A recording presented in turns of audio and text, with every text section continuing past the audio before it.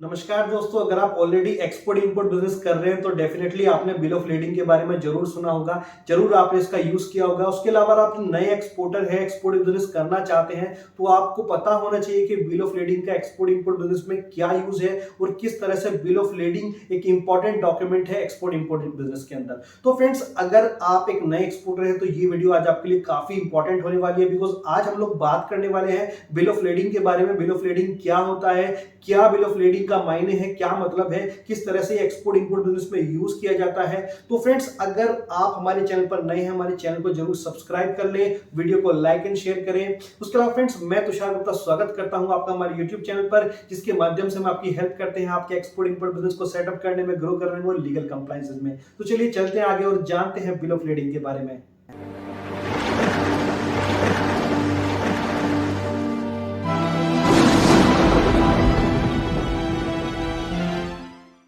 दोस्तों, बात करते हैं बिल ऑफ लीडिंग के मीनिंग की। बिल ऑफ लीडिंग क्या होता है? जिस तरह से डोमेस्टिक बिजनेस में जब आप कोई भी अपना कंसाइनमेंट सेंड करते हैं, शिप करते हैं, तो शिपिंग कंपनी आपको बिल्टी देती है। उस तरह से इंटरनेशनल मार्केट में भी जब आप बाय एयर या फिर बाय सी अपने कंसाइनमेंट को, अपने कंटेनर को शिप करते हैं, तो शिपिंग कंपनी आपको एक रिसीट देती है, एक बिल्टी देती है, जिस पर आपके गुड्स की पूरी डिटेल मेंशन होती है। गुड्स किसके नाम पर है, इनवॉइस किसके नाम पर, यानी कि टाइटल ऑफ गुड्स किसके नाम पर है, क्या डिस्क्रिप्शन है, कितनी क्वांटिटी है, क्या वैल्यू है, उसके अलावा डेस्टिनेशन क्या है। कहने का मतलब ये पूरी की जो डिटेल रहती है आपके गुड्स की, आपके कंसाइनमेंट की, वो इस डॉक्यूमेंट पे मेंशन होती है। उसके अलावा फ्रेंड्स, अगर आप टेक्निकल लैंग्वेज में बात करें तो कह सकते हैं कि ये कॉन्ट्रैक्ट होता है शिपिंग कंपनी और आपके जो शिपर है उसके बीच में, जिस पर एक वो मेंशन रहता है कि जो आपके गुड्स है वो हमने रिसीव किए हैं और इन गुड्स को पर्टिकुलर डेस्टिनेशन तक हम पहुंचा देंगे। तो फ्रेंड्स, जब आप कोई भी कंसाइनमेंट किसी भी शिपिंग एजेंसी को देते हो तो वो एक रिसीट देती है, एक्नॉलेजमेंट देती है,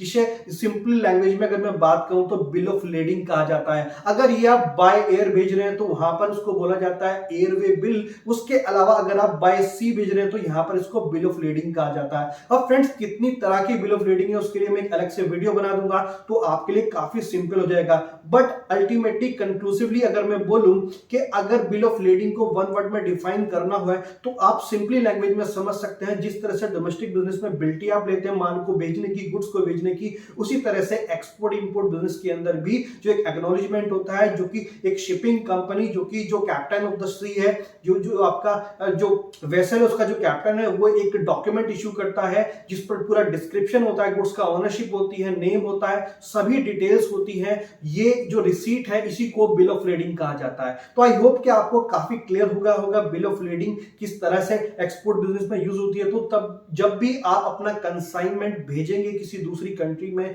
चाहे बाय सी भेजें चाहे बाय एयर भेजें, तो जो आपको एक रिसीट मिलती है आपके गुड्स की, जो कि एक शिपिंग कंपनी आपको देती है, उसे बिल ऑफ लीडिंग या फिर एयरवे बिल कहा जाता है। तो फ्रेंड्स, आई होप कि आपको क्लियर हो गया होगा एयरवे बिल और बिल ऑफ लीडिंग किसे कहते हैं। उसके अलावा फ्रेंड्स, अगर आप कुछ क्वेरी है आपकी एयरवे बिल या बिल ऑफ लीडिंग को आपको जानना चाहते हैं फर्दर, तो आप हमें कॉन्टेक्ट कर सकते हैं। उसके अलावा फ्रेंड्स, मिलते हैं एक नई वीडियो में एक नए टॉपिक के साथ। तब तक के लिए थैंक यू, शुक्रिया।